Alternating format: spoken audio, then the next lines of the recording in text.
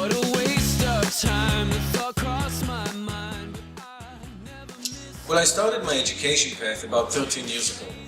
Back then, I was a networking and wireless instructor in the Army, where I was in charge of training all the Army units. I loved the idea of instructor, as it was always a pleasure to see people coming in with no knowledge and living with it.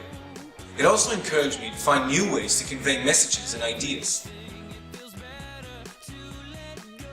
The reason I'm here is ever since I joined the startup world about 4 years ago, I was always approached by fellow entrepreneurs with questions like, how do I convey my message? How do I sell it to investors? How to tell a story? Or how do I deal with questions and objections? It got me thinking. As for me as an instructor, it was always challenging to find new ways to intrigue people, especially these days where the attention span is much shorter and people have ubiquitous ways to obtain knowledge.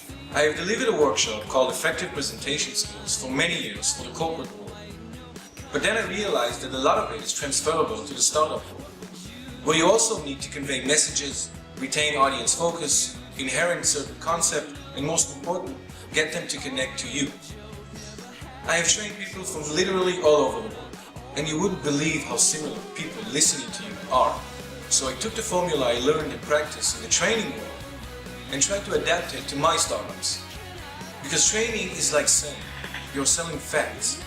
And of course it worked, because people are people, wherever. What I'm showing in this course is all that I've learned through the years. The main objective is to make you feel more aware of what happens when you pitch, how the audience is reacting to certain things you do, whether you're aware of it or not. I'll illustrate common and uncommon situations of pitching scenarios and describe how to handle each and every one. Let's set something in stone. There is no right or wrong when it comes to pitching. If someone told you that, I'm afraid they didn't know you. Everyone has their own style and capabilities.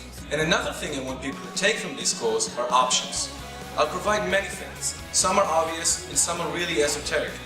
And students will be able to choose what they want to focus on. You can't become a perfect pitcher overnight. But as in the startup world, it helps if you can focus on a specific thing you want to improve or achieve.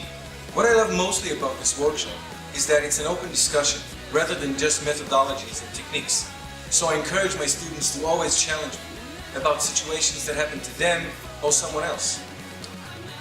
That's actually a technique I'm discussing at length. Questions.